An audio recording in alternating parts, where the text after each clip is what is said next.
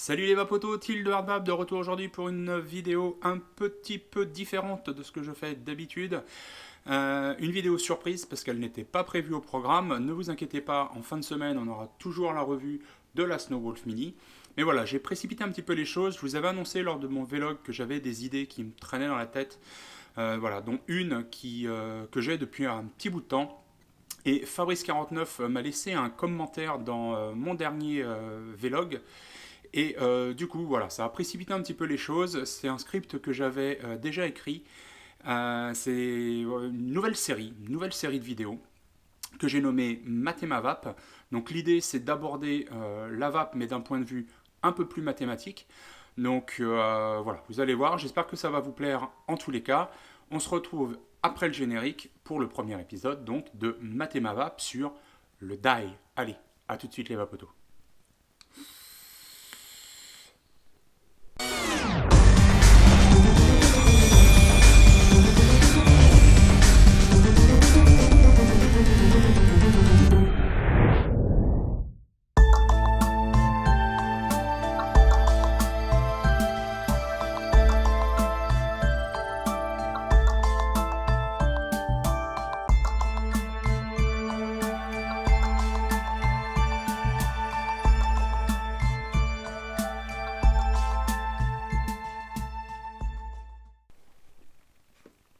Yes, les vapotos, de retour dans un plan un petit peu différent. On n'est pas sur un plan serré, on est toujours sur un plan large, mais je vais rester coincé dans ma bulle en bas à votre droite. Et tout autour de moi se trouve un tableau noir, puisque vous l'avez compris, Mathémavap, c'est aborder la vape d'un point de vue mathématique. Et donc je vais pouvoir écrire sur ce tableau les différents calculs que l'on va effectuer. Et donc le premier épisode de cette série va être consacré au DAI et plus précisément au DAI de base. Donc le DAI de base, c'est quoi? C'est à cause de la TPD, hein, on va retrouver des bases en 0 mg de nicotine, donc vous allez pouvoir avoir 100 ml ou 1 litre de base en 0 de nicotine, et vous allez être obligé de rajouter donc des boosters de 10 ml simplement, mais surdosés en nicotine, donc à 19,5 ou à 20 mg. Et donc l'idée, c'est de savoir calculer un volume final, un ratio final donc de PG et de VG dans sa base, et un taux de nicotine bien précis, donc récupérer 100 ml de base DAI avec un taux de 1,5, 3 mg, etc., etc. Donc pour aborder cet épisode de Mathémavap, j'ai récupéré 3 exemples, je vais vous proposer donc 3 exemples, et le premier de ces exemples, alors si mes yeux partent un petit peu sur le côté, c'est normal, c'est parce que j'ai mes petites fiches hein, pour ne rien oublier de vous dire. Donc, comme d'habitude, hein, avec ma petite cervelle, il faut que j'écrive tout. Donc, ce premier exemple, c'est j'ai le même taux de PGVG dans ma base initiale en 0 mg de nicotine que dans mon booster en 20 mg de nicotine. Donc, par exemple, j'ai un booster en 20 mg avec un taux de 20,80 ou de 30,70, donc 30 PG et 70 VG, en 20 mg, 10 ml, et j'ai une base qui a le même ratio, donc 30-70, mais à 0 mg de nicotine. Alors, premier exemple, je prends un booster. J'ai donc un booster de 10 ml à 20 mg par millilitre de nicotine. Première chose que je vais faire, c'est calculer le nombre de milligrammes de nicotine que cela représente. C'est un calcul assez simple, il suffit de prendre mes 10 ml à 20 mg par millilitre, je les multiplie, 10 fois 20 égale 200, j'ai donc dans mon booster 200 mg de nicotine au total. Ensuite, mon volume final de base. Si mon volume initial de base en 30-70 est de 100 ml, j'aurai donc, une fois que j'ai mélangé mon booster à ma base, 100 plus 10 ml de booster égale 110 ml de base nicotinée. Ok, jusque-là, rien de très compliqué. Maintenant, quel est le taux? Une fois que j'ai mélangé mes 20 mg de nicotine dans ma base, je n'obtiens pas une base en 20 mg de nicotine, vous êtes d'accord? La nicotine s'est diluée. Donc pour calculer le taux de nicotine de la base finale, c'est assez simple. Je prends le nombre de milligrammes de nicotine que j'ai dans mon booster, à savoir donc les 200, et je divise par le volume total de ma base au final, qui était donc de 110, 200 divisé par 110 égale 1,8. J'obtiens donc 110 ml de base à un taux de 1,8 mg par millilitre de nicotine. Second exemple dans la même catégorie, je prends maintenant deux boosters. J'ai donc 2 fois 10 ml de 20 mg par nicotine, soit au total 20 fois 20 égale 400 mg de nicotine de booster. Ensuite, j'ai au final, lorsque je mets mes deux boosters de nicotine à l'intérieur de ma base, j'obtiens donc 100 plus 2 fois 10, donc 100 plus 20, un volume total de base de 120 ml de base nicotinée. Et de la même manière, je vais calculer le taux de nicotine de ma base finale. Je vais donc prendre mes 400 mg de nicotine apportés par le booster, divisé par les 120 ml de base que j'aurai au final, pour avoir un taux de 3,3 mg par millilitre de nicotine. J'ai donc 120 ml en 3,3 de nicotine. C'est assez simple ce premier exemple. On va pouvoir en déduire, je vous passe la déduction de la formule, mais on va pouvoir en déduire une formule générique où je retrouve trois variables. X, qui est une variable en millilitres qui correspond au volume de booster à ajouter dans la base. Y en millilitres qui est le volume de la base sans nicotine, donc à l'origine. Et Z en milligrammes par millilitre qui est le taux de nicotine final que je souhaite obtenir dans ma base nicotinée. Et ensuite, la formule est la suivante, X égale Z fois Y divisé par 20 moins Z. Donc un exemple un peu plus concret. Je veux une base finale en 3 mg par millilitre de nicotine. Une base en 3. Eh bien, je vais faire X égale 3, qui est mon volume final de nicotine, fois 100, qui est le volume de ma base à l'origine, divisé par 20, puisque mon booster fait 20 mg par, 20 mg par millilitre de nicotine, moins 3, qui est le taux final que je souhaite obtenir. Ce qui nous fait 300 divisé par 17, et je devrais donc rajouter 17,6 ml de booster dans ma base pour obtenir une base finale en 3 mg de nicotine. Mon volume final sera donc de 100 plus 17,6, 117,6 ml de base à 3 mg par millilitre de nicotine. Dans cet exemple, donc, c'est plutôt simple. C'est plutôt simple tout simplement parce que ma base, à l'origine, a un taux, un ratio PG-VG identique à mon booster.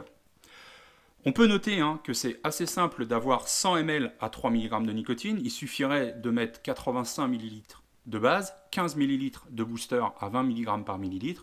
J'obtiens donc 100 ml à 3 mg par millilitre de base nicotinée. Voilà, c'est des calculs qui sont assez simples, même si au cours d'une vidéo, je pense que c'est assez difficile à vous les faire transmettre. Vous avez quand même les écrits sur le côté qui peuvent vous aider à vous raccrocher à la branche. Donc ici, on est en présence de boosters qui ont un équivalent en ratio PG-VG à la base d'origine. Maintenant, dans un second exemple, on va récupérer des boosters qui sont donc de la nicotine avec du PG, donc du 100% PG, auquel on va rajouter deux types de bases, une base en 100% PG à 0 mg de nicotine et une base en 100% VG à 0 mg de nicotine, et on va essayer de mélanger tout ça pour avoir une base avec un ratio qui nous intéresse et un taux de nicotine qui nous intéresse. J'ai donc mes boosters de 20 mg de nicotine par millilitre en 100% PG. Je souhaite obtenir du 30-70, donc 30 PG, 70 VG, à 3 mg par millilitre de nicotine. Je veux donc préparer 100 ml à 3 mg par nicotine. Il me faut donc, si on se réfère au premier calcul que j'ai réalisé tout à l'heure, il me faut donc 300 mg de nicotine au final. Il faut donc maintenant que l'on trouve le volume de booster contenant 300 mg de nicotine. Je l'appelle ici V-booster. La quantité de nicotine en milligrammes est égale au nombre de millilitres de V-booster que je multiplie par le dosage de nicotine de V-booster. Dans notre cas, V-booster fois 20.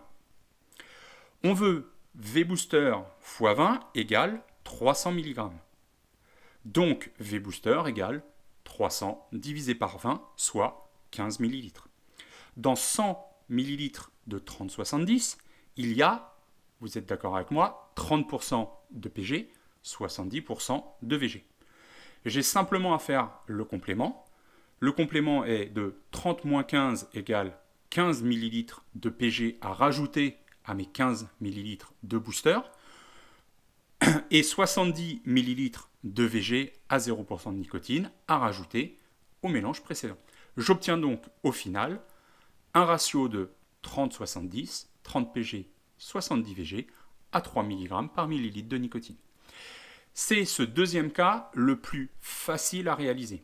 Mais il faut pour cela que j'ai deux bases différentes, une en 100% PG et une en 100% VG. C'est le plus simple parce qu'il suffit de calculer le taux de nicotine final et de rajuster le PG et le VG pour obtenir le ratio que je souhaite.